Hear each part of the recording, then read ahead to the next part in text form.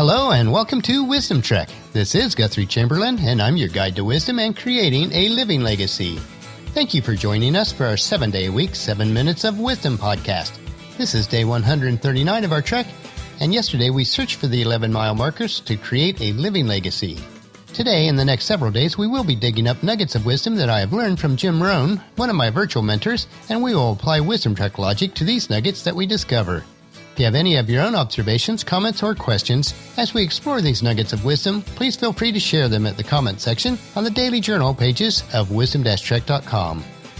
We are recording our podcast from our studios at Home 2 in Charlotte, North Carolina. And we are now in Marietta for the weekend to start our leaf harvest and then to share our grandson's Gideon's 6th birthday celebration.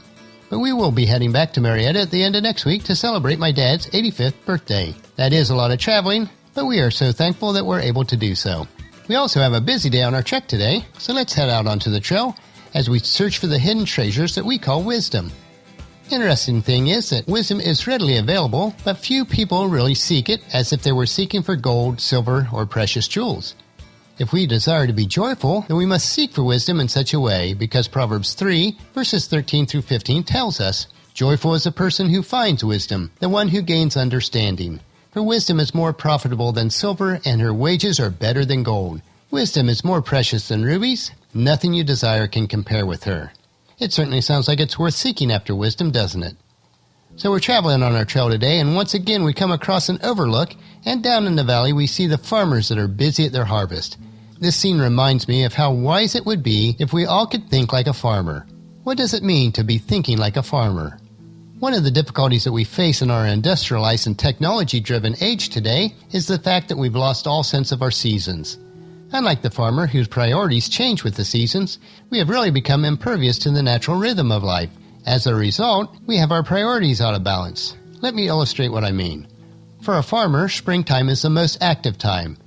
It's then he must work around the clock before the sun comes up and still toiling at the stroke of midnight. He must keep all of his equipment running to full capacity because he has a very small window of time for planting the crops.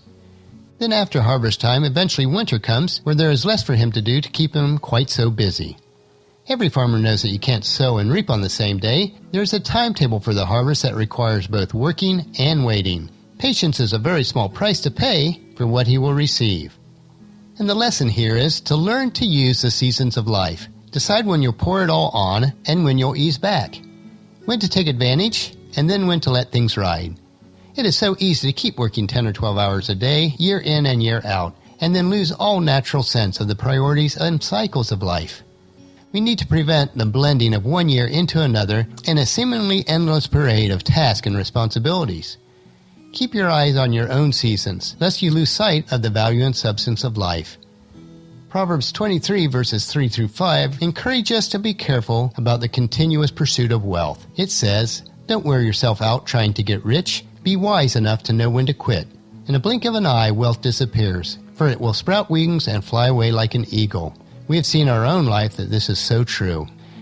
As we consider thinking like a farmer, we must realize that most of us will not be in farming full-time, but we need to apply the principles of the seasons to our life. But let's continue on down the trail and consider another point, which is how to overcome some of the greatest challenges on our trek of life. What is the great challenge of life? Here's one great challenge that we want to look at. You can have more than you currently have because you can become more than you currently are. I have found that income seldom will exceed your own personal development. Once in a while, income will take a lucky jump. Unless you personally grow out to where it is, you will go back to where you are now. It has been predicted in studies that if we took all the money of the world and divided it among everyone equally, it would soon end up back in many of the same pockets. Regardless of whether this is actually true, on an individual level, we can have more because we can become more. You see, here is how the other side of the coin reads. Unless you change how you are, you will always have what you currently have. Creating a plan won't work for you. It might be a very good plan, but it won't work without you. You've got to work it. It's the human effort that really counts. The major thing that makes a difference is what you do. Proverbs 21:5 does teach us to plan, but then to take action. And it says in this verse, "Good planning and hard work lead to prosperity, but hasty shortcuts lead to poverty." In order to have more, you need to become more. One person may say, "If I had a good job, I would really pour it on. but I have this lousy job, so I just goof off. If that is your philosophy, then you're destined to stay where you are. You may have said, if I had a lot of money, I would be really generous. But I don't have much, so I'm not generous. See, you have to change this philosophy or you will never have accumulation of wealth. Unless you change, your situation won't change. Amazingly, however, when you throw out your blame list and start becoming more yourself, the difference is everything else will begin to change around you. An enterprising person is one who sees the opportunities in all areas of life. Thinking like a farmer and then overcoming this great challenge in life are two great nuggets of wisdom that we consume today. So come along with us tomorrow for another day of Wisdom Trek, Creating a Legacy, and we'll search out more of these precious nuggets that are more valuable than gold. And that'll finish our podcast for today. Remember to listen to your daily dose of wisdom at wisdom-trek.com or subscribe on iTunes, Stitcher, SoundCloud, Spreaker, or YouTube so that the episodes will be downloaded to you automatically each day.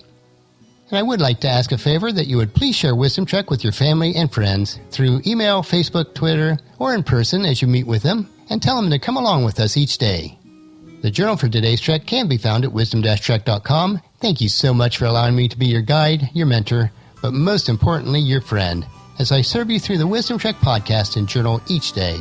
As we take this trek together, let us always live abundantly or fully, love unconditionally, listen intentionally, learn continuously, lend to others generously, lead with integrity, and leave a living legacy each day. This is Guthrie Chamberlain, reminding you to keep moving forward, enjoy your journey, and then create a great day every day. See you tomorrow.